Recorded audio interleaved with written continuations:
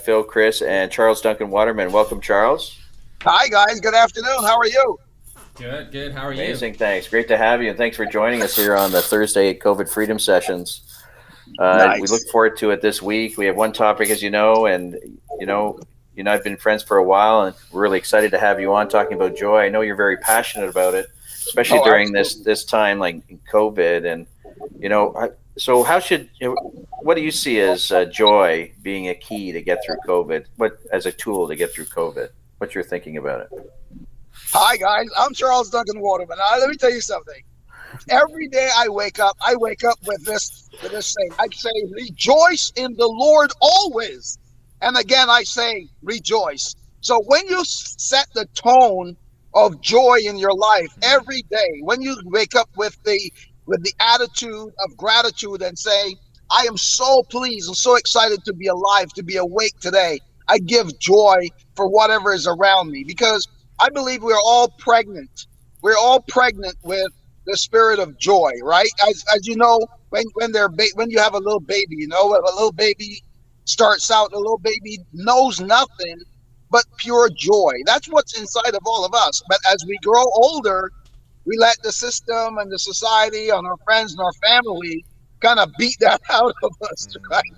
So that Mhm. sometimes we forget to be joyful and go to that place of joy. So it's really a matter of making the choice to say today, I am blessed. I am excited, right? So don't forget the words that follow I am follows you. So you want to set the tone within yourself to make sure that you set the day and the whatever is coming out of your day, you want that to be positive, joyful, and of course enlightening and where others will benefit essentially. Wow, that's a great perspective. What you're thinking, Phil? I think it's beautiful, beautiful to set this to set the tone and the vibration in the morning, and rejoice in the Lord. Again, I say rejoice. That's Absolutely. when I heard you say that, like my spirits got uplifted in that place, and as we were talking a little earlier around knowing when we're in that joy space, there's a feeling, I'm gonna call it a flooding feeling for using biblical references, just a flooding of sensation and tingles and the breath changes and then the warmth happens and then we come alive in that joy space. And I was asking you a little earlier around like what is that in yourself, that you remember, maybe the first memory of joy that you ever had. And another piece of that, you said we are pregnant with joy, and that to me says that it is our responsibility to birth the joy, and it is not up to somebody else to help birth that joy, which is brilliant and beautiful. So I'm curious, very curious around your life and your experience. Maybe you could just tell us the first time that you experienced joy in your life, and then what that was like for you. Wow. I don't know if I can remember the first time I experienced joy, but one of the more memorable feelings of joy would have to be the birth of my firstborn child, right? Mm. The birth of Alex. When Alex was born back in '92, there was this overwhelming flood, like you said, that overwhelming flood of joy. And that's really where I came from with that whole phrase of giving birth to your joy, because in essence, um, Alex's mom, Anne, gave birth to the joy that came into our family, into our life, right? So in essence, she gave birth to Alex, who in essence provided joy or helped to build the joy and gave us permission, in essence, to look within ourselves and find that joy that we also need to give birth with. So I think a lot of it came from that experience. So I would have to say that was one of the more memorable, because the first one I can't really quite remember. Okay, but that's a beautiful experience, and the most memorable one, I would say, I would consider that the first one. Anyway, so thank you for sharing that, your son and your joy. And I remember when my eldest son was born, and that joy sensation that I felt, and like you said, it gave me permission to really look inside and get to my own inner child, which was a great reflection in when we see our children. How do we play? How do we find joy? How do we find excitement? How do we find excitement? When I'm 40, I'm going to be 49 this year. How do I still continue to light that fire inside? And what is that? What is that for you, Chris? What does that look like?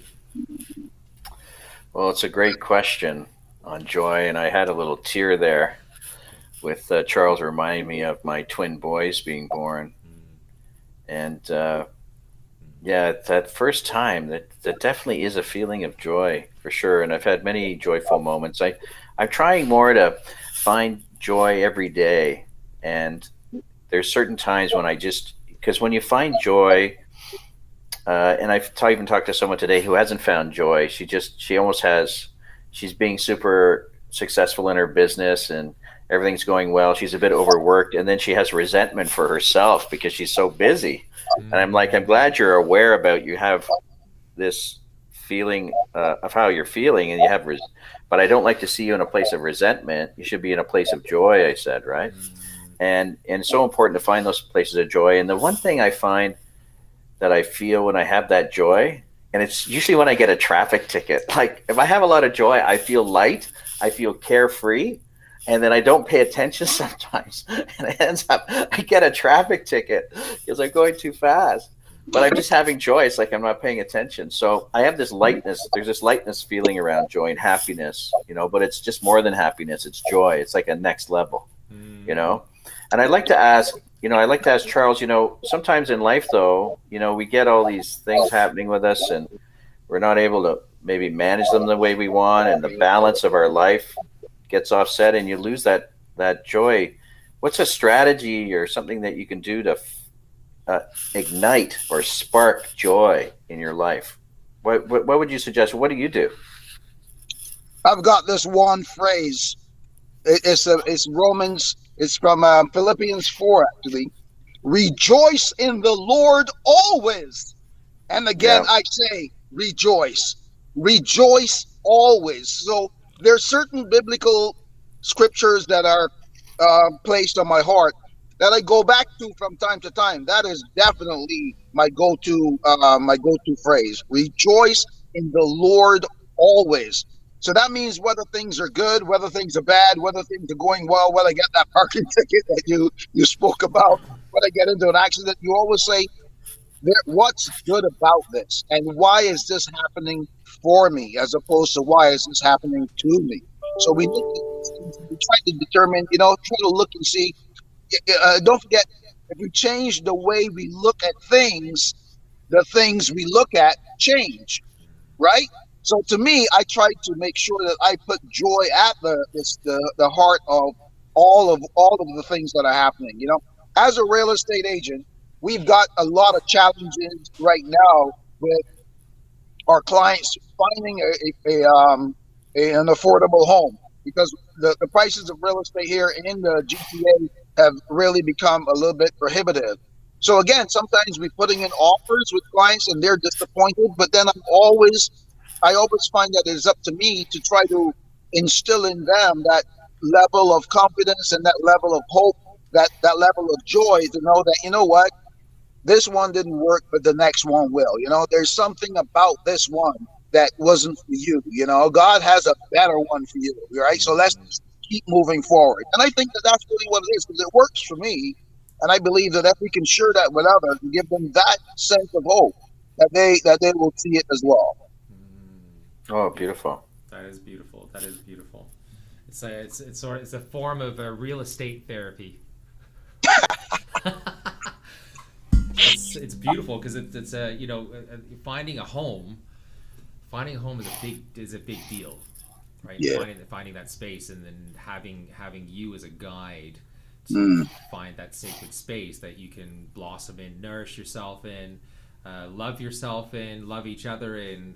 That's a beautiful, beautiful place to be in, where you can provide that space. So I'm going to thank you right now for your work that you're doing for people and helping them find their spaces. Yeah, thank you, Charles. Well, to add to that, we're seeing during COVID, and the purpose of this, of course, is joy during COVID. We're seeing that during the past year, today, as we celebrate 1 year in essence of this major awareness and this major shift in our lives. Don't forget, it was a year ago today that we started to really, um, you know, take this thing quite seriously.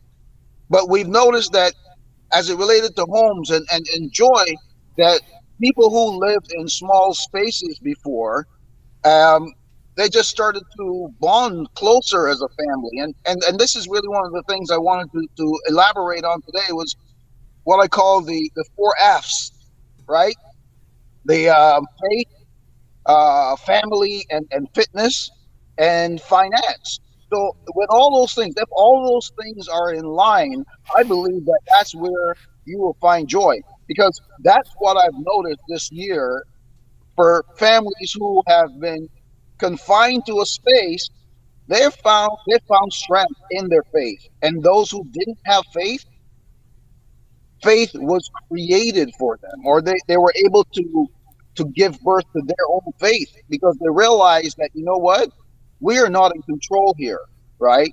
So through prayer and through protection and support from both family and government, we saw lots of families really coming together and becoming a lot more conscious of their role of faith in their lives. A lot of people who suffered sicknesses, a lot of people who had loved ones who lost, for example, they turned to God for their support. They turned to their faith for their support. And if they didn't turn to their own faith, they certainly had this faith and support of their network and from their friends, right? The Yeah. second one, of course, would be your family and fitness. Because of COVID and we having to be confined to our homes, we found things to do. We went on YouTube and found great fitness videos to get involved in. I started picking up yoga, for example, right? Uh, that kind of stuff, right? I mean, and that bonded us, because your kids are seeing you now on the same plane. They're seeing you, that even though you might be the powerhouse in the family, you can't touch your damn toes, right? I, I don't care Mhm. how powerful you are. You can't touch your toes, man. You know what I mean? You're bending your knees, you're breaking your back. The next morning, you can't take the stairs because you're old, right? So, Right. Yeah. That's it. And you bring yeah, up. so that got the family really close together during this period, right? So again, you saw the energy being really cultivated in the family unit being built. So then we move that into finances now, right? And the finances being for those who had a home that was too small and they had level of equity, they were able to take some of that equity and move up to a larger home, move out of the city. You're seeing some of that right now where people are moving out of the GTA into the more remote, a little bit further out into the Durham area, further east, further north, further west. People have started to move to their cottages, for example, and start to work from home. So we're seeing a lot of that now, and I'm so happy to have been very instrumental in being able to help people transition from whether they live in the smaller home to a larger home, or whether they move from a condo into a home, that type of thing, right? So Wow, I that's great. really thought that there was a lot of blessings that came out of this so far. Yeah, and joy's a big part of that. So if you line those four F's, then it allows you then to elevate your joy and find joy easier. And welcome to Olympia, who's joined us. Where are you coming in from, Olympia, today? From Greece, Athens. From Athens. Well, welcome from Athens. Pleasure to have you. And and Thank you for Phil, having me. one of the things I know that I use in my life during COVID to find joy is music. And I'm wondering if you have some joy you can share with us and lift us up into joy. I do. I was going through songs from the discussion, and I picked this one. I want to see what you guys think of this song. And Charles, like one of the things that you said about with your kids and the working out and things like that, I've heard that this has been framed as the great equalizer. So that has happened. There's no more. Well, there's still hierarchy, but it's dissolving right in front of our eyes, and that's scary for a lot of people.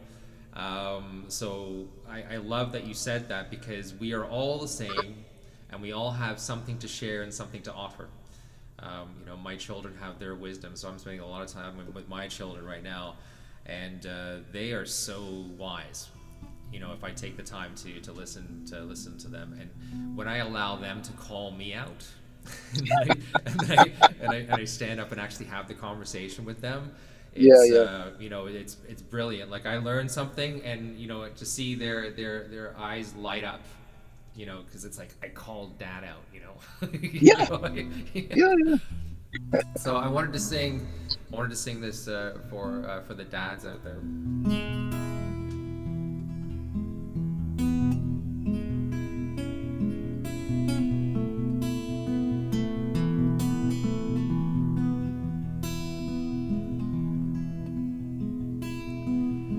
Child arrived just the other day. He came to the world in the usual way, but there were planes to catch and bills to pay. He learned to walk while I was away, and he was talking before I knew it. And as he grew, now I'm gonna be like you, Dad. You know I'm gonna be like you.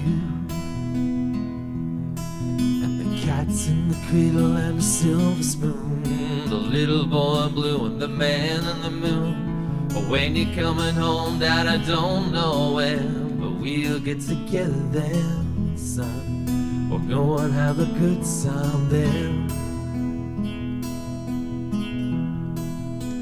My son turned 10 just the other day. He said, thanks for the ball deck, I'm on, let's play. Can you teach me to throw? I said, not today, you got a lot to do. He said, that's okay.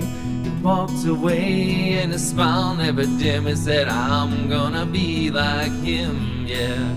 You know I'm gonna be like him. And the cat's in the cradle and the silver spoon, the little boy blue and the man in the moon. Or when you're coming home, son, I don't know when, but we'll get together then. We're gonna have a good time then.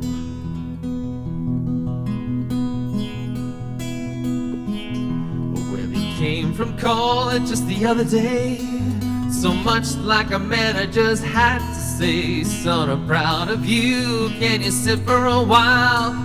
He shook his head and he said with a smile, what I'd really like, Dad, is to borrow the car keys. See you later, can I have them, please? And the cat's in the cradle and the silver spoon, the little boy blue and the man in the moon. But when you're coming home, son, I don't know when, but we'll get together then, Dad. We're gonna have a good time then.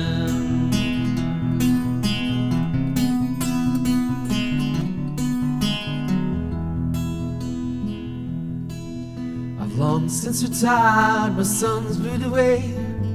I called him up just the other day. I said, I'd like to see you if you don't mind. He said, I'd love to, Dad, if I could find the time. You see, my new job's a hassle and the kids have the flu, but it's sure nice talking to you, Dad. It's sure nice talking to you. And as I hung up the phone, it occurred to me, he'd grown up just like me. My boy was just like me. And the cat's in the cradle and the silver spoon, the little boy blue and the man in the moon. When you're coming home, son, I don't know when, but we'll get together then. We're gonna have a good time then.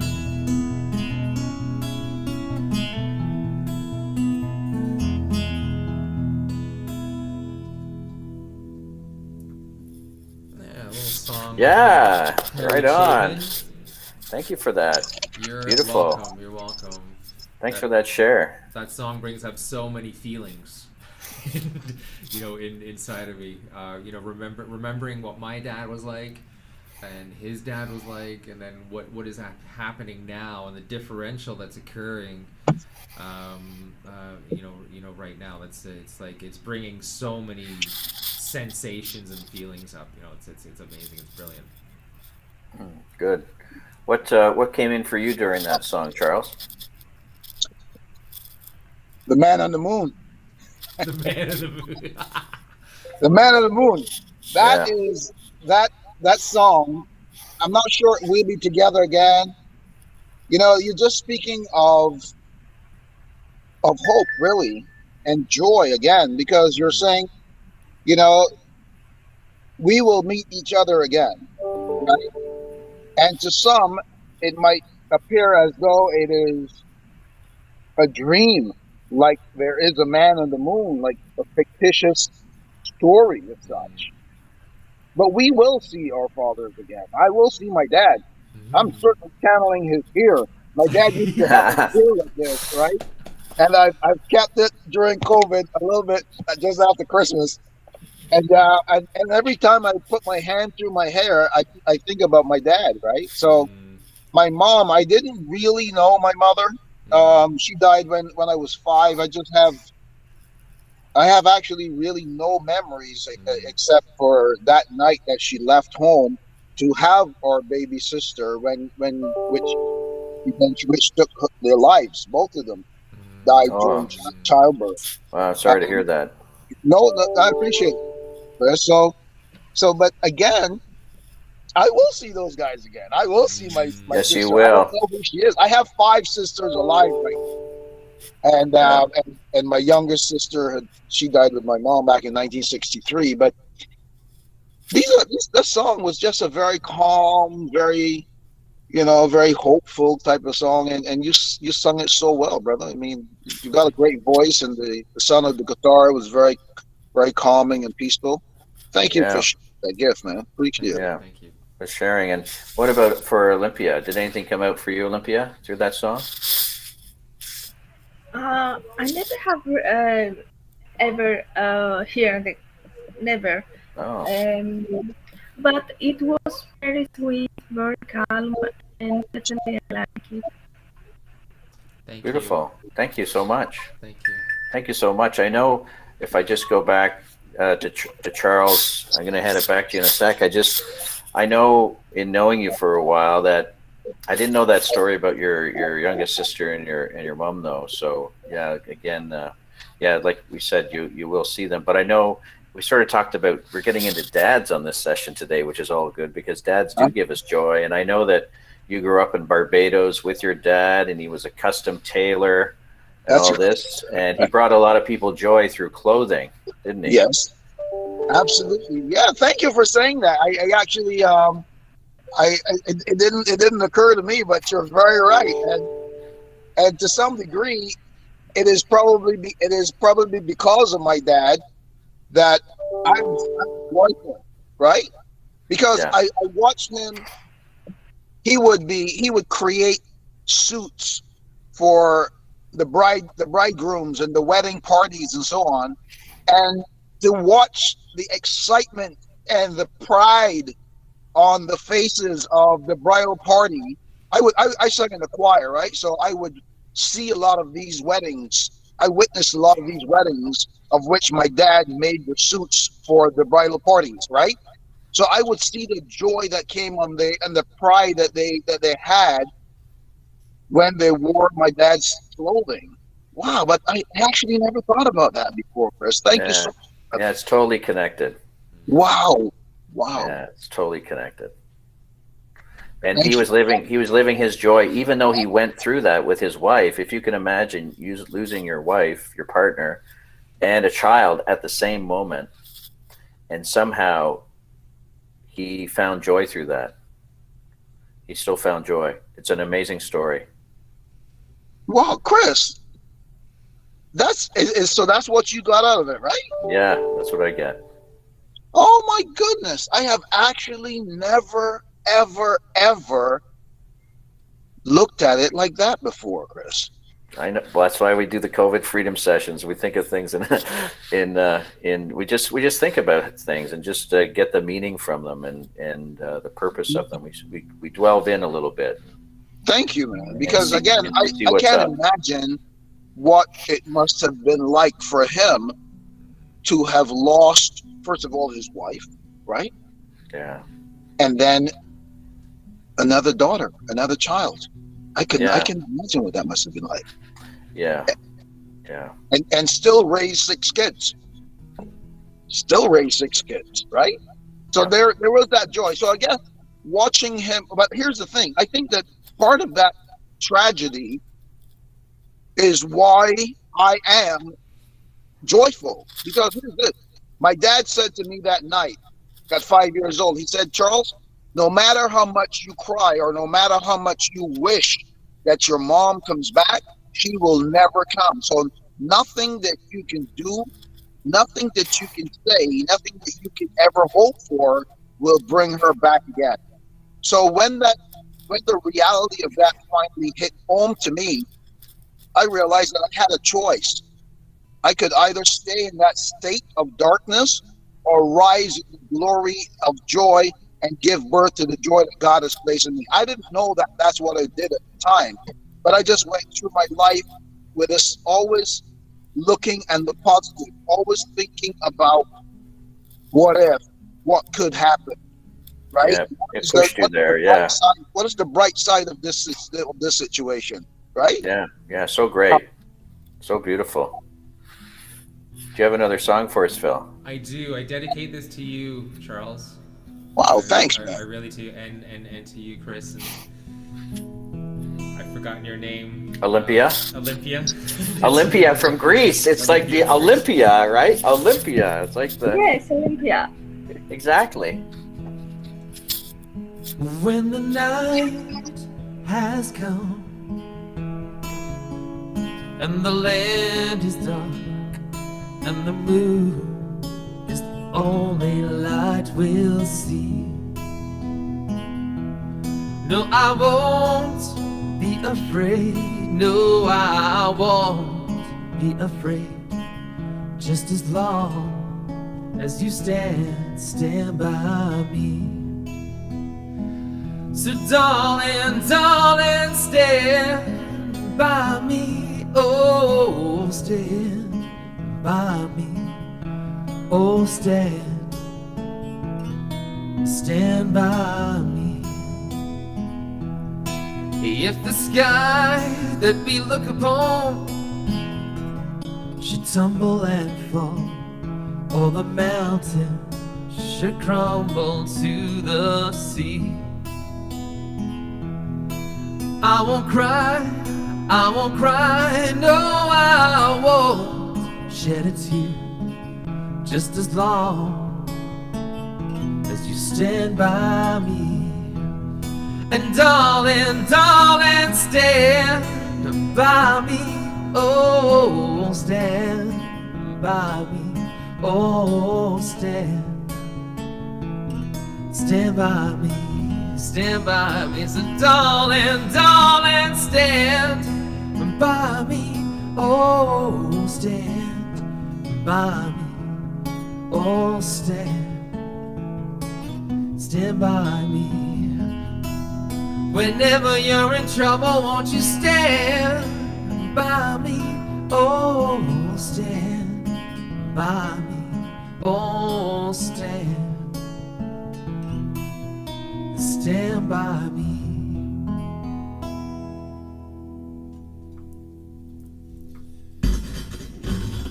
Beautiful, Phil. Thank you. You're so welcome. Why did you choose that song? I chose that because of Charles's story with his dad, with your dad, Charles. He chose to stand by you in the times of trouble and darkness, and passed his strength of nourishing and birthing joy to you.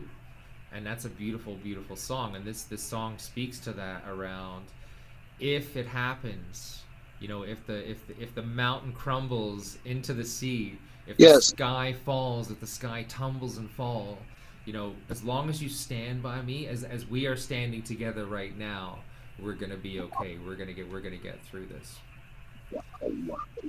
Yeah. So like like in the last one, he said, whenever you're in trouble, won't you stand? And even like you're talking about, like we talked about, it's our personal responsibility for joy. If I stand by myself, right? If I stand behind myself, if I stand for myself, that's, I'm speaking to myself. I can self-regulate there. Sometimes it's nice to have somebody with you to model that, so that we know how to regulate ourselves if something happens. So I picked that, and that was inspired by your story, Charles. So thank you for that. Wow, man! Listen, buddy, you're a pretty cool dude, Bill. I'm not gonna lie, man. Listen, you're a pretty cool guy to actually go and and find that song that spoke to us, that literally spoke to what we were talking about. It was awesome. But as you mentioned that, I go back to the relationship that I have with God. The relationship I have with God, because growing up, first of all, when you grew up in Barbados, you can't not have a relationship with God, particularly if you grew up with your grandmother. Okay, it was not a choice, right? Okay. So my grandmother always made sure she reminded me that God promised us to never leave us or forsake us. Yeah. So even though my dad sometimes would have struggles with, coping with all of the activities that was going on in his life for those 13 years that he lived on, my grandmother his mom, she would always remind me that, don't worry, God is going to open a door for you. So when you have that hope that there will be a door opening for you, or don't worry, when she says, don't worry, Charles, God is going to open a door for you, what she's saying is, whenever you're in trouble, God is going to be there to provide for you. Whenever you feel lonely, God is going to open that door of hope, that door of compassion, that door of togetherness, that door of love, in essence. God is going to always open that door. So we don't have any reason to be alone or ever feel as though we are alone, because God said, I will never leave you or forsake you. Yeah, Because true. He's going to leave us the Holy Spirit within us, right? He might ascend, but He's going to leave us the Holy Spirit. As we go through this period of Lent right now, God is saying to us, whenever you're in trouble, lean on me. Come to me, all ye who are heavy laden, your burden and heavy laden, I will give you rest. These are promises that we have been given. These are gifts that we have been given. So there's absolutely no reason for us to feel alone. So with my grandmother saying that to me, that God is going to open a door, everything that I see in my life was a door. Everything that happened in my life was a door. My mom's death was a door. My dad's death was a door. My moving to Canada was a door. My getting into real estate was a door. My opportunity to meet Chris was a door. You know what I'm saying? So this is what we got to do. Let's look at this, every opportunity. Let's look at this as a door being opened in, an opportunity for us to serve and to share our gifts with others. So thank you for sharing. Yeah. You're welcome, and that beautiful song. Thank you for that, Phil, and also for Charles for your share there.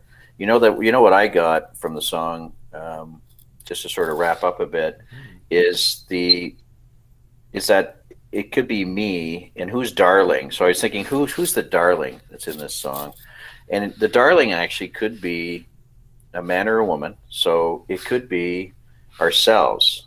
So in other words, stand by yourself, right? So stand by yourself as yourself. Stand by yourself, who your true self is. The other thing I read was it could be source or God or Jesus. It could be a particular saint. That's the darling. But then I thought maybe source, Jesus or God or a saint is singing the song, and I'm the darling. So I'm the darling of them, right? Nice. That one's deeper. I'm getting the chills on that one. Yeah. I'm the darling of them, right? Yeah. So I'm the darling in the song. I'm not the singer. You're not the singer, no. Yeah, that's what I got. We're calling on the power which is within, and I don't know the Bible as well as Charles does, but there's some references when Jesus was talking about the church is within us. It's not without us. It's not outside of us. It's something that exists within us. God exists within us. The Spirit exists within us, and it's tapping into that and knowing that we have that personally. So when we say standing by ourselves, I don't mean like in isolation. We're standing for us. Yes. We're standing for we're standing for the whole, the whole entirety of what it is that is manifested. So I think this is what a brilliant, magnificent conversation that we had today. I'm so grateful that this happened today. And thanks for Dana for the comment. It's a pleasure to bring this to everyone on the internet and on all the different channels that we have and on all the hundreds of replays that we've got. So I just wanted to thank everyone for attending, for Charles, for Olympia in Greece, and for Phil for your music. I love you, Phil. I love you, Charles. And until next week at 12:30 Eastern, when we come together for the COVID Freedom Sessions again. Until then, the love and fire in our heart goes out to everyone until that time. So peace and light. Be well.